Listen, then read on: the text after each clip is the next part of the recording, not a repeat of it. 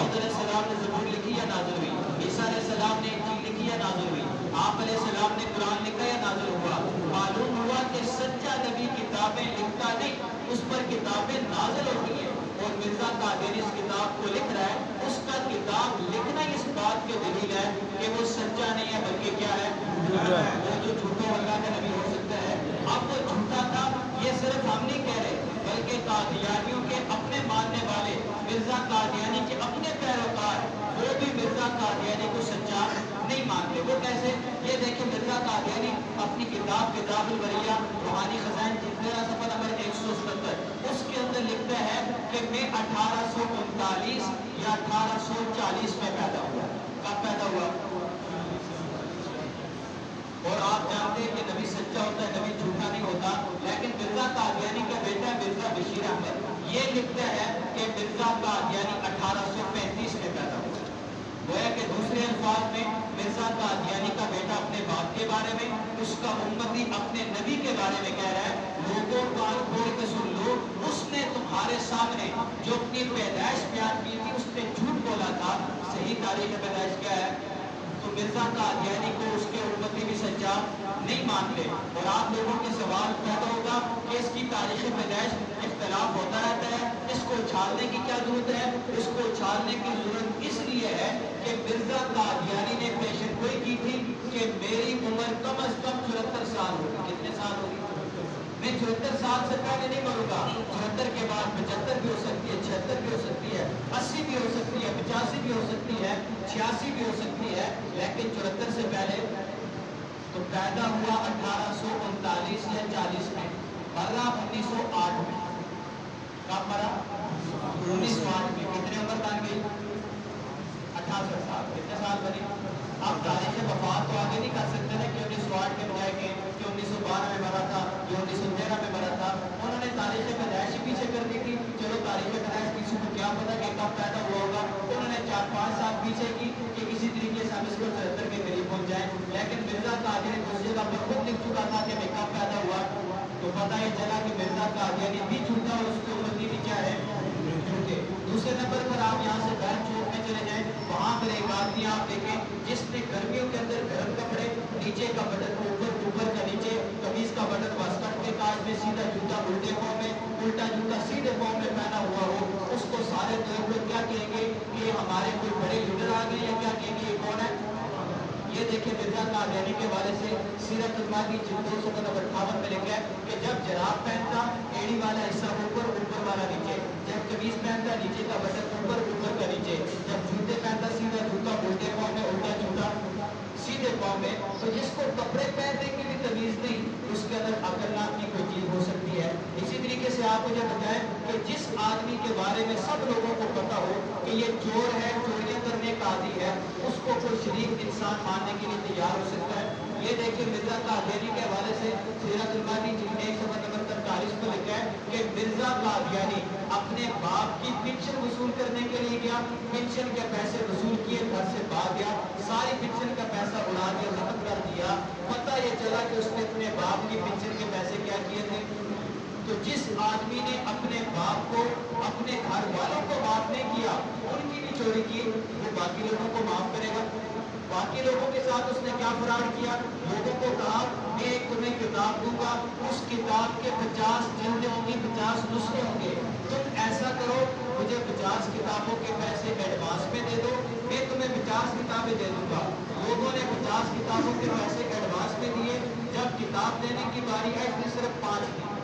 پیسے کتنی کے لیے اور دی کتنی؟ باقی کتنی رہ گئی؟ مرزا قادیانی سے جب باقی 45 کا مطالبہ کیا تو آگے سے کہتا ہے کہ 5 اور 50 میں صرف 0 کا فرق ہے، 50 میں سے 0 کو ہٹا دیں، پیچھے کیا بچتا ہے؟ لہٰذا میں نے 5 لکھ کے 50 کا وعدہ پورا کر دیا۔ اب ایسا فراڈیا، ایسا ٹھگ قسم کا آدمی کہ آج کل کے فراڈیوں کو مرزا قادیانی سے ٹیوشن پڑھنی چاہیے کہ فراڈ کرتے کیسے ہیں، تو جو اتنا فراڈیا ہو کیا ایسے آدمی کو معاشرے کے اندر کوئی شریف انسان بھی ماننے کے لیے تیار ہو سکتا ہے؟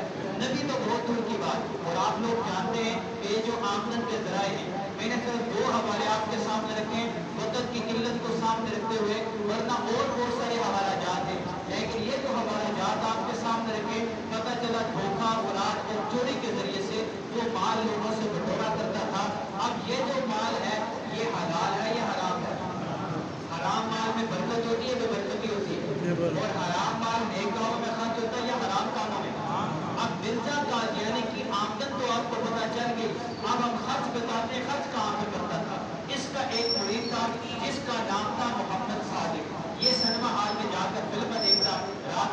کے واپس آیا، منشی ظفر احمد نے دیکھ لیا، اس نے جا کر مرزا قادیانی کو شکایت لگائی کہ آپ کا بڑا خاص آدمی ہے، آپ کا رائٹ ہینڈ ہے اور یہ سنیما ہال میں جا کر فلمیں دیکھتا ہے، آپ اس کو منع کریں کیونکہ سنیما ہال میں فلمیں دیکھنا شریف لوگوں کا کام۔ مرزا قادیانی منع کرنے کے بجائے کیا کہتا ہے، ایک دفعہ آپ کے تو جو خود جا کے سنیما ہال میں فلمیں دیکھے گا، امتی راتوں کو اٹھ کے تہجد پڑھیں گے، وہ بھی جا کے فلمیں دیکھیں گے۔ اسی طریقے سے اپنے قریب کو خان لکھتا ہے، مجھے ایک بوتل شراب کی تانا کمائن کی چاہیے۔ تو جو آدمی شراب کا عادی ہے، سنیما ہال میں فلمیں دیکھنے کا عادی ہے، لوگوں کے ساتھ دھوکے اور فرار کرتا ہے، چوری کرنے کا عادی ہے، جھوٹا ہے، ایسے آدمی کو کوئی شریف انسان بھی ماننے کے لیے تیار نہیں ہو سکتا۔ ہمارا عقیدہ اور ایمان تو یہ ہے کہ اگر کوئی ایسا آدمی جس کی شکل دیکھتے ہی اللہ یاد آ جائے، اس کے اندر ایک دیندار آدمی کے تمام اوصاف موجود ہوں، اگر وہ نبوت کا دعویٰ کرے، ہم تو اسے بھی نبی ماننے کے لیے تیار یہ جائے کہ ایک ایسا آدمی جس کے اندر کوئی شریف انسان والے اوصاف بھی نہیں پائے جا سکتے، ایسے آدمی کو نبی ماننا تو دور کی بات، کوئی شریف انسان بھی ماننے کے لیے تیار۔ اب یہ آپ کے سامنے جتنے بھی حوالہ جات پیش کیے گئے انتہائی اختصار کے ساتھ وہ ان کی کتابوں سے پیش کیے گئے، کوئی بھی حوالہ ہماری کتاب کا نہیں ہے، انہیں کی کتابوں سے ثابت ہوا کہ وہ جھوٹا ہے، دغا باز ہے، حرام کھاتا ہے، مکار ہے، فریبی ہے۔ مرزا قادیانی ان باتوں کو خود نقل کرتا ہے، مفہوم ملفوظات جلد نمبر 8 صفحہ نمبر 428۔ مرزا قادیانی لکھتا ہے کہ لوگ مجھے کہتے ہیں کہ میں دغا باز ہوں، میں حرام کھاتا ہوں، میں مکار ہوں، میں فریبی ہوں، میں جھوٹا ہوں۔ یہ 5 باتیں مرزا قادیانی نے نقل کی اور میں نے 5 حوالوں سے ثابت کیا کہ مرزا قادیانی دغا باز بھی تھا، حرام کھاتا تھا، مکار تھا، فریبی تھا، جھوٹا تھا۔ تو مرزا قادیانی کو اس دور میں بھی، یہ آج ہم نہیں کہہ رہے، اس کے زمانے کے اندر بھی لوگ اس کو یہی کچھ کہا کرتے تھے۔ مرزا قادیانی نے ان لوگوں کو چیلنج کرتے ہوئے کہا، اگر میں دغا باز، میں حرام خور، مکار، فریبی اور جھوٹا ہوا تو اس کیڑے سے بھی بدتر ہوں جو نجاست سے پیدا ہوتا ہے اور نجاست میں ہی مرتا ہے۔ تو گویا کہ اس نے چیلنج کیا تھا کہ اگر میں جھوٹا ہوا تو کہاں میں مروں گا؟ نجاست میں۔ تو مرزا قادیانی کہاں پر مرا تھا؟ اپنے ہی پاخانے میں گر کر 1908 میں لاہور میں ہیضے کے مرض کی وجہ سے اپنے پاخانے اپنی گند میں مر کے اس نے ثابت کر دیا کہ وہ کون ہے، دغا باز ہے، حرام خور ہے، مکار ہے، فریبی ہے، جھوٹا ہے۔ اور اسی طریقے سے آپ سب لوگ جانتے ہیں کہ سچے نبی پر وحی لانے والے فرشتے کا نام کیا ہے؟ مرزا قادیانی پر جو فرشتے وحی لاتے تھے کسی کا نام کسی کو معلوم ہے؟ مرزا قادیانی کہتے ہیں میرے اوپر ایک فرشتہ وحی لاتا تھا جس کا نام تھا TGB، یہ ان کی کتاب ہے حقیقت الوحی روحانی جلد 22 صفحہ نمبر 346۔ کہتے ہیں ایک فرشتہ تھا جس کا نام تھا TGB، دوسرا فرشتہ تھا اس کا نام تھا مٹھلا، تیسرا فرشتہ تھا اس کا نام تھا خیراتی۔ تو جیسی روح ویسی فرشتے، جیسی کوکو ویسی کوکو کے بچے، جیسا مرزا قادیانی ویسی اس کے فرشتے۔ اور آگے کہتا ہے نبی پر تو جو وحی نازل ہوتی ہے وہ نبی کی اپنی زبان میں نازل ہوتی ہے، لیکن مرزا قادیانی کس کا ایجنٹ تھا؟ انگریز کا۔ اس کے اشارے پر اس نے نبوت کا دعویٰ کیا تھا اور وہی بھیجنے والے بھی انگریز تھے۔ تو کسی انگریز کو آپ نے آج تک پنجابی بولتے ہوئے سنا ہے؟ وہ تو انگریزی بولتے ہیں، تو انہوں نے وہی کی زبان میں بھیجی تھی، کہتے میرے اوپر انگلش میں وحی نازل ہوئی، I shall give you a large party of Islam۔ کہتے میرے اوپر انگلش میں وحی نازل ہوئی، God is coming by his army, he is with you to the enemy۔ کہتے میرے اوپر انگلش میں وحی نازل ہوئی، Yes I am happy، ہاں میں خوش ہوں، لائف آف مین، زندگی تو ہے کا نام۔ اس وحی کی تفصیل کرتا لیکن چھوٹے بچے بھی یہاں پر موجود ہیں اس لیے اس کی تفصیلات پر ہی جاتا۔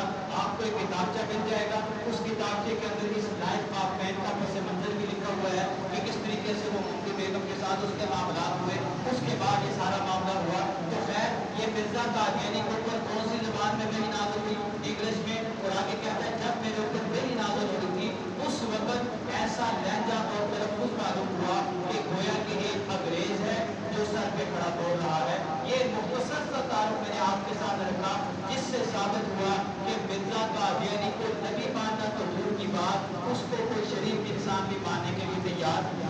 اب آخر میں اس کے چند ایک عقائد صرف 2 سے 4 منٹ کے 2-3 حوالہ جات آپ کے سامنے رکھیں گے۔ یہ بظاہر تو لوگوں کے سامنے آ کر کہتے ہیں ہمارا نعرہ ہے love for all and hatred for none، प्यार सबके लिए, नफरत किसी से नहीं। हम मोहब्बत का दर्द देते हैं, हम नफरत की बात नहीं करते, हम हर जगह अच्छे अंदाज से बात करते हैं। लोग भी कहते हैं कादियानी के अखलाक बड़े अच्छे होते हैं।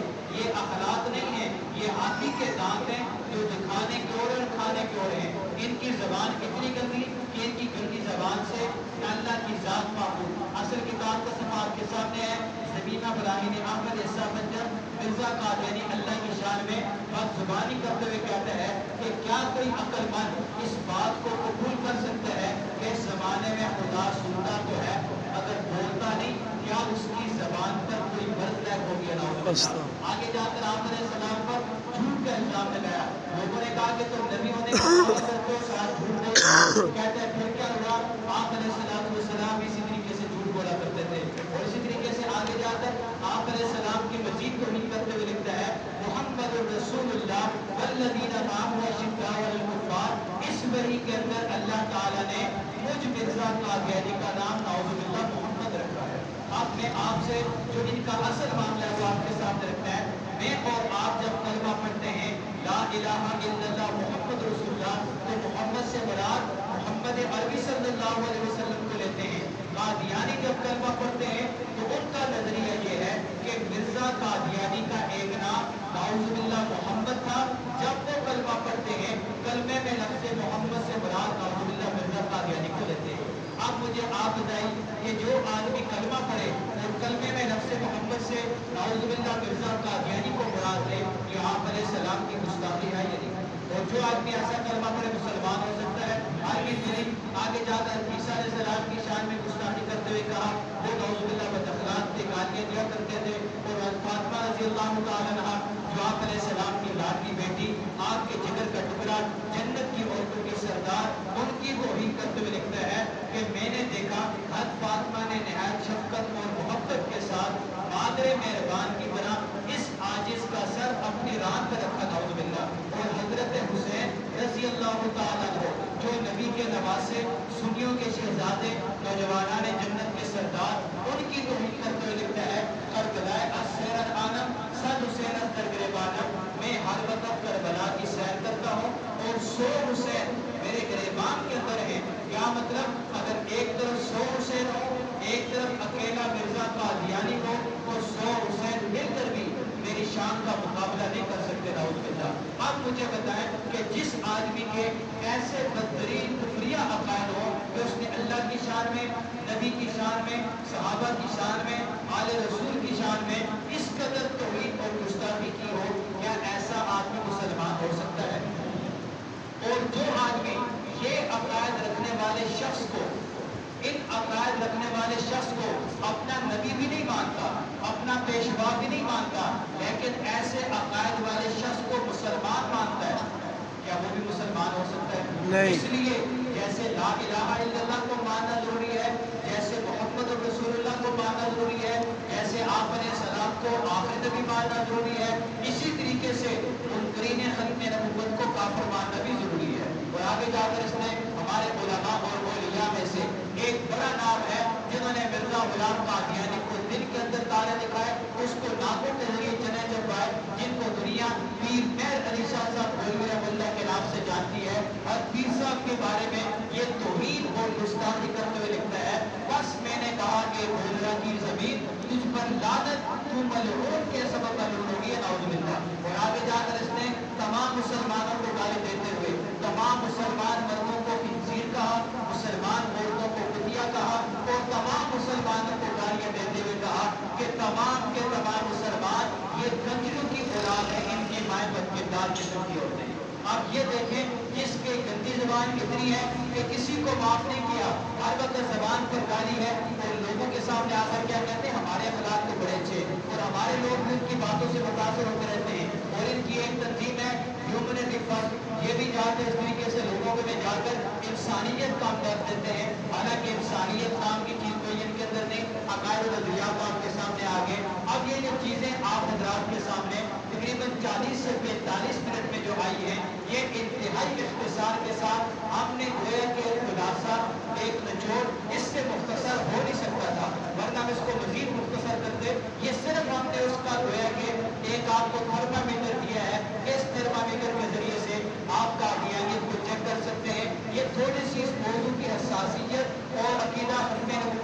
अहमियत आप हजरात के ज़हन में बिठाने के लिए, ताकि हम अपने आप को ज़हनी तौर पर इस काम के लिए तैयार करें कि इंशाअल्लाह अज़ीज़ हम अकीदा खत्म नबुव्वत के हवाले से मज़ीद मालूमात हासिल करेंगे और खत्म नबुव्वत की हिफाजत के लिए और इन कादियानियों के ताक़ुब के लिए इंशाअल्लाह अज़ीज़ मेरे पास जो भी सलाहियत हुई, जान हुई जान पेश करेंगे, माल हुआ माल पेश करेंगे, वक़्त हुआ वक़्त पेश करेंगे। उसी तरीके से हम दूसरों को तैयार कर सकते हुए अपने अपने हल्का आबाद तक हम इस पैगाम को पहुँचाएंगे इंशाअल्लाह। लेकिन इंशाअल्लाह ये कोई मामूली काम नहीं, ये इतना मुक़द्दस और इतना अजीम काम है।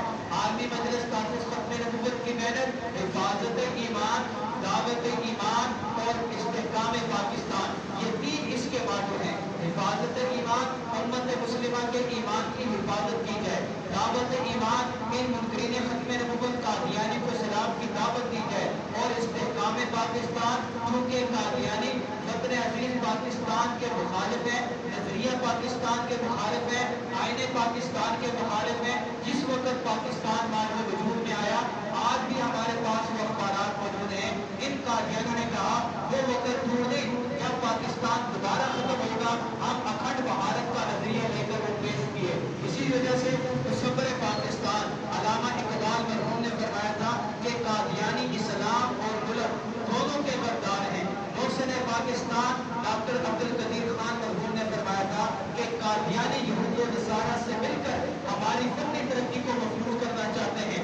और ये कादियानी साइंसदान डॉक्टर अब्दुल सलाम कादियानी, जिसके नाम से गुज़िश्ता दिनों के अंदर ऐलान हुआ था, हम एक फेस्टिवल करने लगे हैं, उस फेस्टिवल के बारे से बात भी आप करता चलो।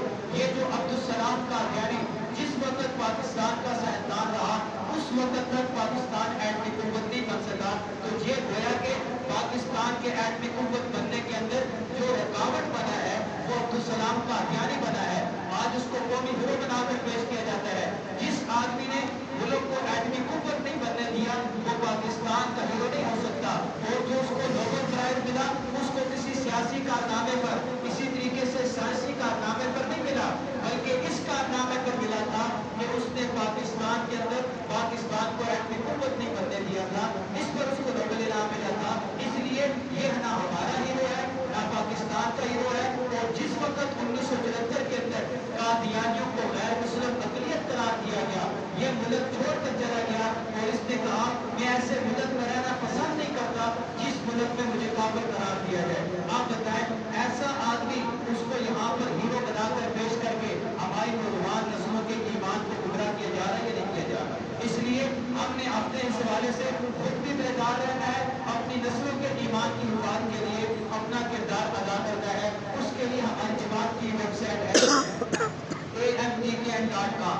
ए से आलमी, एम से मजलिस, टी से तहफ़्फ़ुज़, के से खत्म, एन से नबुव्वत, ये उसका मुखफ़्फ़फ़ है। इस पर आपको हमारा रिसाला लौलाद खत्म नबुव्वत, अफ़रोज़ा खत्म नबुव्वत भी मिल जाएगा। एंड्रॉइड मोबाइल के लिए वहाँ पर आपको एप्लीकेशन मिल जाएगी। उसी तरीके से आप मकतबा लैपटॉप इस्तेमाल करते हैं, आपको वहाँ पर ऑनलाइन मकतबा मिल जाएगा, जिसके अंदर कौमी असम्बली की कार्रवाई, जिसके अंदर कादियानी के साथ जो बहस हुई थी, वो वहाँ पर मौजूद है।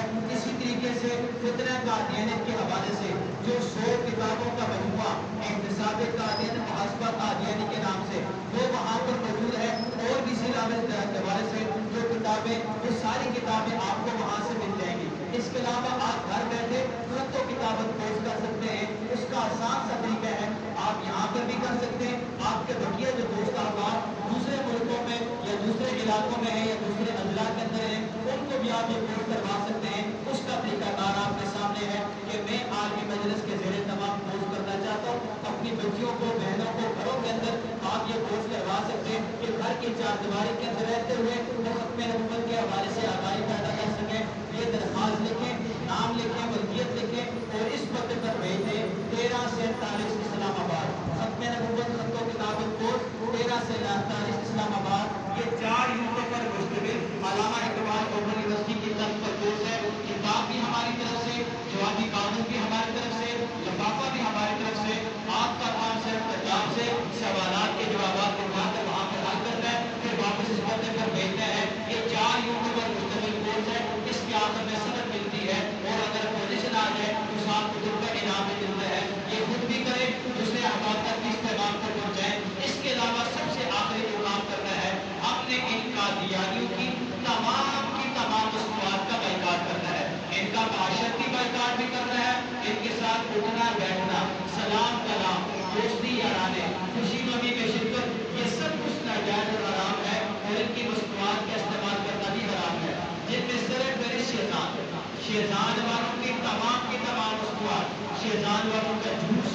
केचप, अचार, चटनी, समरकंद शरबत, इसी तरीके से ये आलते और ट्विस्ट जूस ये भी कादियानियों का है। इसी तरीके से उसके अलावा यूनिवर्सल स्टेबलाइजर, वोल्टेज स्टेबलाइजर ये भी कादियानियों का है।